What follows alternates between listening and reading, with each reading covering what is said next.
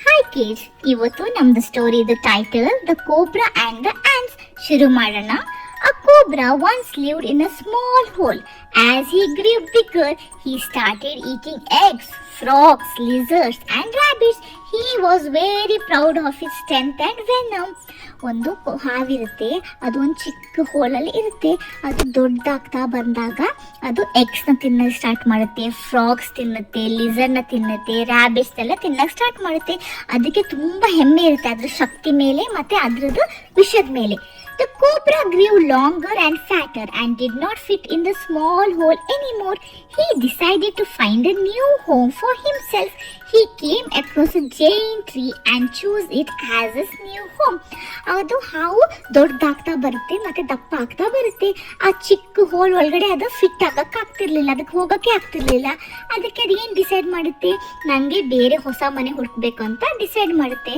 ಆವಾಗ ಅದು ಒಂದು ಮರ ನೋಡುತ್ತೆ, ಒಂದು ದೊಡ್ಡ ಮರನ, ಮತ್ತೆ ಅದನ್ನೇ ಅದ್ರ ಮನೆ ತರ ಅದು ಡಿಸೈಡ್ ಮಾಡುತ್ತೆ, ಇದೇ ನನ್ನ ಮನೆ ಅಂತ.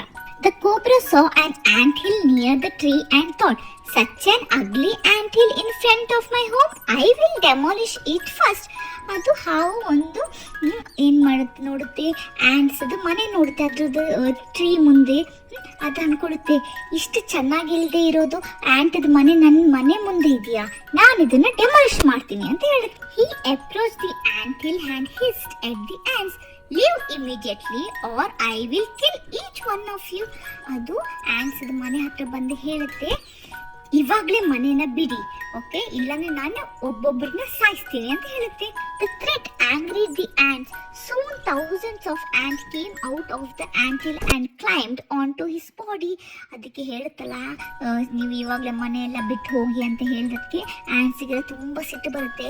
ಥೌಸಂಡ್ಸ್ ಆಫ್ ಆ್ಯಂಟ್, ಸುಮಾರು ಆ್ಯಂಟ್ ಎಲ್ಲ ಬಂದುಬಿಟ್ಟು ಆ ಕೋಬ್ರಾದ ಮೇಲೆ ಬಂದು ಹತ್ತುತ್ತೆ. They stung him all over. ಅದೇ ಎಲ್ಲ ಆ್ಯಂಟ್ಸ್ ಅದಕ್ಕೆ ಕಚ್ತಾ ಇರುತ್ತೆ. The cobra started bleeding and died a painful death. Okay, ಅಷ್ಟು ಆ್ಯಂಟ್ಸ್ ಕಚ್ಚುವಾಗ ಅದಕ್ಕೆ ಫುಲ್ ಬ್ಲಡ್ ಬರೋಕ್ಕೆ ಸ್ಟಾರ್ಟ್ ಮಾಡುತ್ತೆ ಮತ್ತು ತುಂಬ ನೋವಿಂದ ಅದು ಸಾಯುತ್ತೆ. Moral, pride leads to downfall. Okay, moral ಏನನ್ನತ್ತಂದರೆ, ಯಾವತ್ತು ನಾವು ಎಲ್ಲದಕ್ಕೂ ತುಂಬ ಹೆಮ್ಮೆ ಪಡಬಾರ್ದು, ನಾನೇ ಸ್ಟ್ರಾಂಗ್, ನನ್ನ ಹತ್ರನೇ ಶಕ್ತಿ ಜಾಸ್ತಿ ಇರೋ ಅಂತ ಯಾವತ್ತು ನಾವು ಆ ಥರ ಅಂದ್ಕೊಳ್ಬಾರ್ದು. ಓಕೆ, ಬೇರೆಯವರು ಚಿಕ್ಕವರಿದ್ರೂ ಅವ್ರ ಹತ್ರನೂ ಸ್ಟ್ರೆಂತ್ ಇರುತ್ತೆ. ಓಕೆ, ಅವರು ಸ್ಟ್ರಾಂಗ್ ಇರ್ತಾರೆ. ನಾವು ಯಾವತ್ತು ನಾವೇ ಸ್ಟ್ರಾಂಗ್ ಅಂತ ಹೇಳಿದ್ರೆ ನಮಗೆ ಪ್ರಾಬ್ಲಮ್ ಆಗೋಕ್ಕೆ ನಮ್ಮದು ಆ ಹೆಮ್ಮೆನೇ ಕಾರಣ ಆಗುತ್ತೆ ಅಂತ ಹೇಳ್ತಾ ಇದ್ದಾರೆ. Thank you for watching. Please subscribe the channel.